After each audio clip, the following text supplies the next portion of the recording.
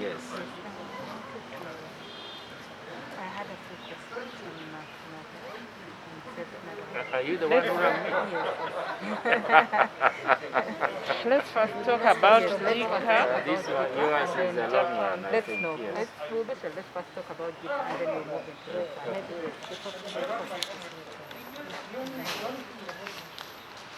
So the current ambassador to Uganda from the government of Japan, His Excellency Kazuaki Kameda, is leaving. He's retiring after, I think he's been here 4 years or more.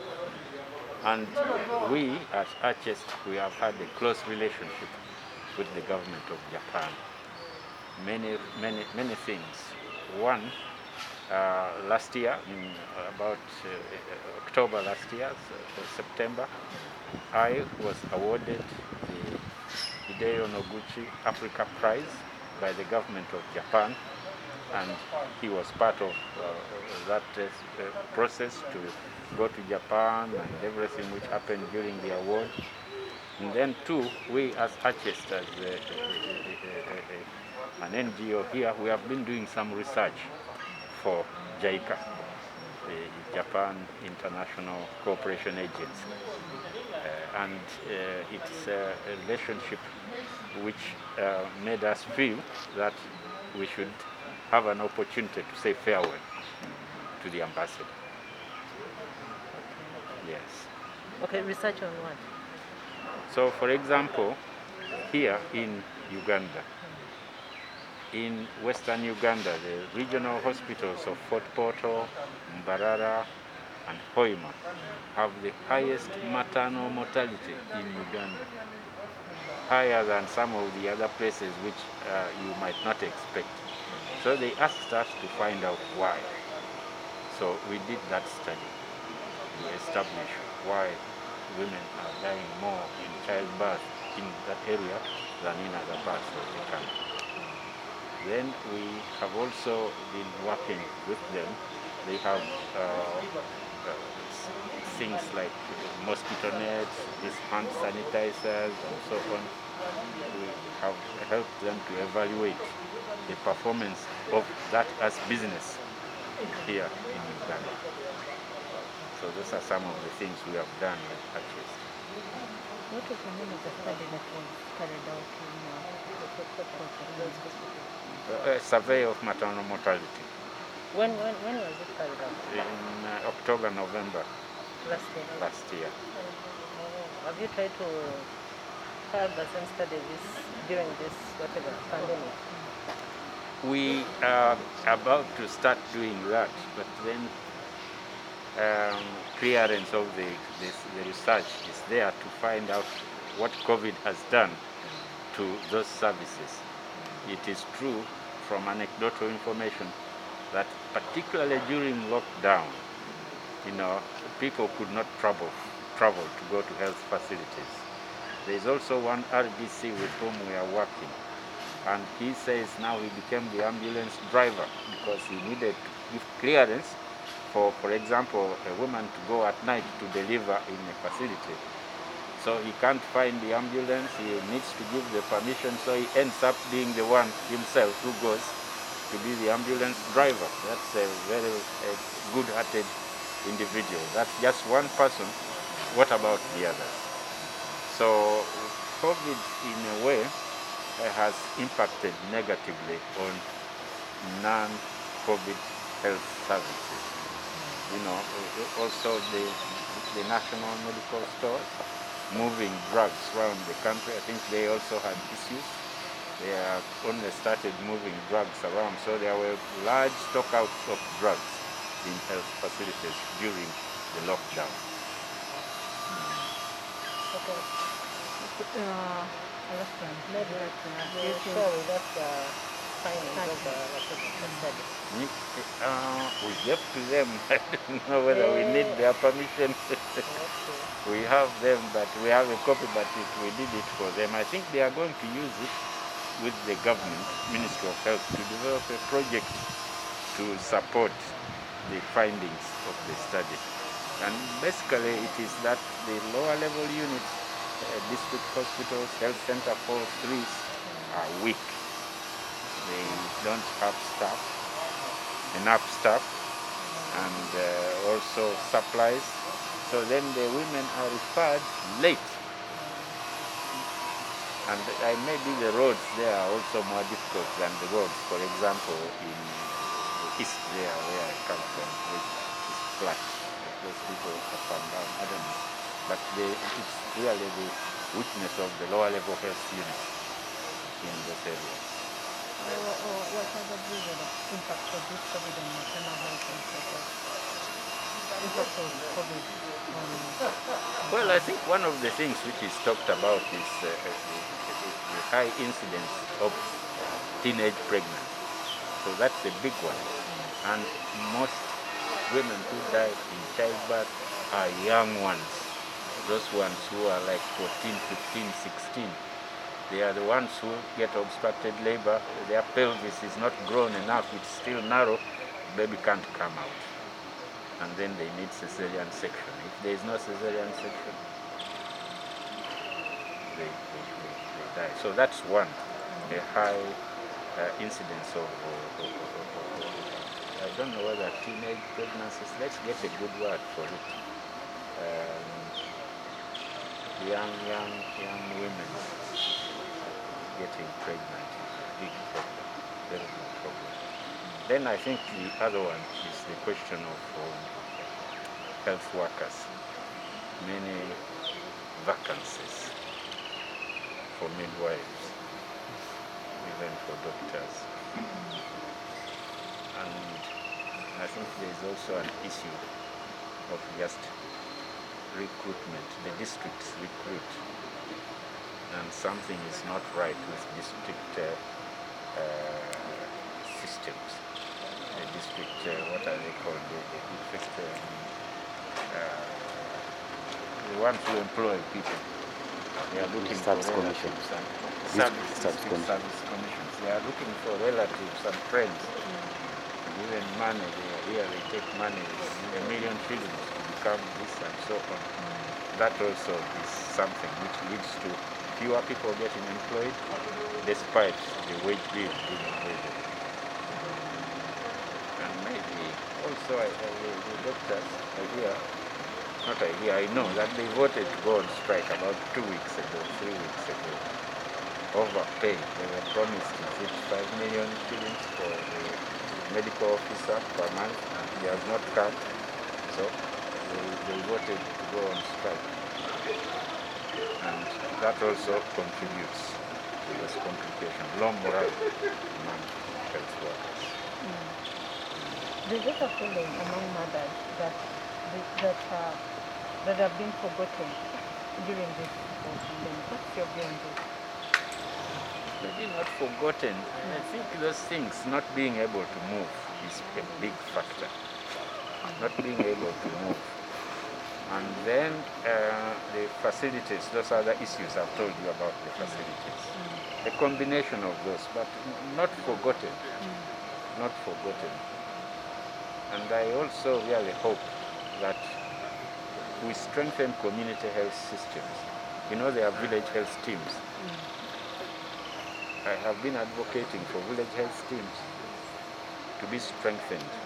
One of them to be paid so that they are full-time.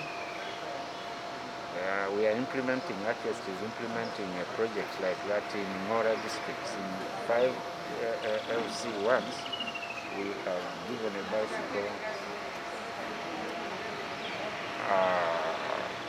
and then a register, and then a thermometer, and then some diagnostic things and some medicines. So Village health teams, and we pay them 150,000 shillings per month. that is Ngora. Yes, it Why is Ngora? worked. We did a study in 4 districts in Uganda: Ngora, Masindi, Luwero, and Lira. And then those people said, let's try in one of the places, and it happened to be Ngora out of those 4. It is doing wonders. It's miraculous. They keep a record. They have drawn a map of every village. and every home is numbered 1, 2, 3, and they visit the health, the village health team person visits about 5, 10 homes per day, and I think we have got pictures. It's a great story which we should write about.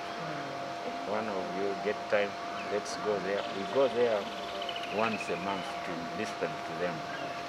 The next visit is I think the 7th of October, something like that. So if that can happen in the whole country, that would be very good.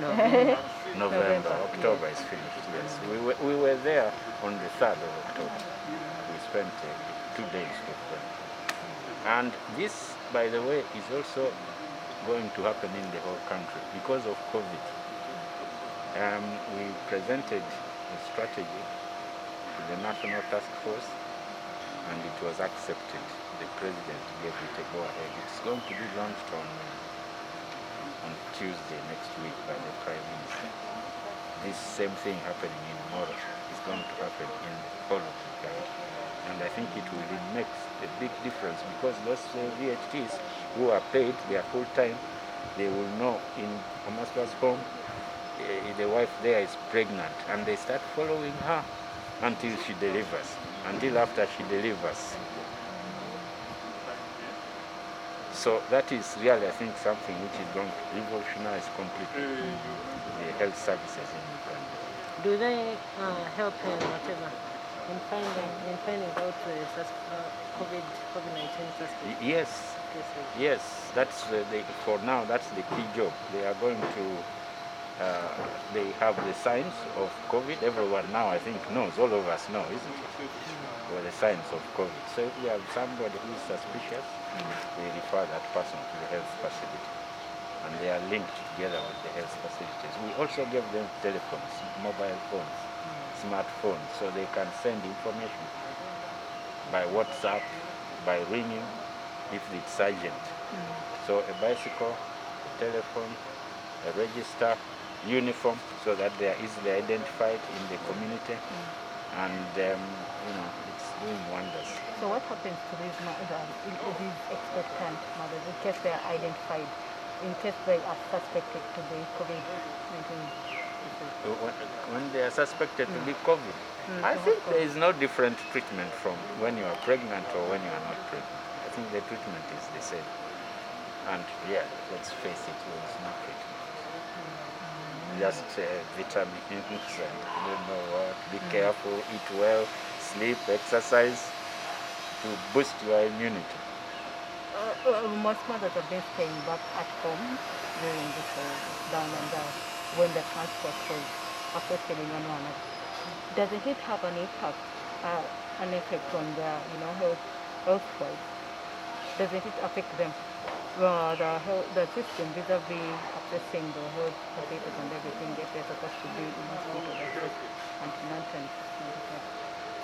You see, transport during lockdown was not there. So it's certainly had a negative impact on attendance at antenatal, picking up likely complications. And even you need an emergency cesarean section, you can't reach the place where it can be given because there is no transport. So that all over the world, particularly here in Africa, lockdown has made worse indices on maternal and child health. As we are going to celebrate our Safe Motherhood Day, what is your general word to the public and the single most important thing about all these things about health is we, the individual. Your health is your business, not the business of the government. So if people are aware that the primary person who is responsible for good health is me, my body, God gave it to me, it is good as it is, I am the one who can keep it like that or spoil it. So that is message number one. So then you are there for yourself, for those people immediately around you, your family and so on, and then community, and then a country together. Like COVID now, if we are each other's keepers. If you are with me, you are not wearing your mask properly, I'm the one to make sure that I protect myself and you by being supportive. So that is really where we should go. First, individual responsibility. And following individual responsibility, then together we task the government to do those things which we can't do by ourselves. Now, you came a bit late. Yes. Maybe you can just maybe talk about the function. The function. Applauding the whatever, the outdoor. Oh, the ambassador. Yeah. Where are you from? Radio 1. Radio 1. Yeah. Well, today we received the ambassador of Japan to Uganda, His Excellency Kazuaki Kameda. He has been here for 4 years plus, and he's leaving the country soon, any day now, maybe over the weekend. And as an NGO here in Uganda, we have had a close relationship with the government of Japan, and we invited him to say thank you to him for what he has been doing to Uganda during that time, together with the government of Japan. So that is the reason why the ambassador has come here. Then what are we doing with the government of Japan? One, last year, about this time, I received the third Hideo Noguchi Africa Prize for health services rendered to Africa. And he organized my travel to Japan, and the award, and so on. And even today, I have never shown him the award medal, so today I showed it to him. And then we are also doing some studies here with JICA, Japanese International Agency for International Cooperation. And so there is a partnership. We are grateful that he has been with us. He's going back home now, and we really owe ourselves a great duty to say thank you to him on behalf of the people of Uganda. You people may know, but you know because you travel with him. These people, they have built schools, clinics, they have supported so many things in rural Uganda, many things. And the donorship of Japan is different from the donorship of other countries. Like, I don't want to say who. You plan with Japan very carefully. It takes a long time to plan. But after the plan has been made, it is implemented quickly. The preparations are very detailed and very thorough. But when it's all done, the implementation goes very quickly. Much better, in my experience, than other donors.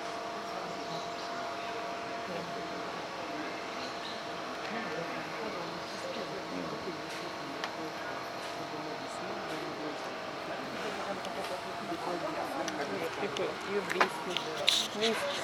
Did you have? Were you recording at the time the ambassador was speaking? No. I was just taking photos. You are just taking photos. Thank you. You shall share whatever you have. I've just been recording this interview here. You shall just have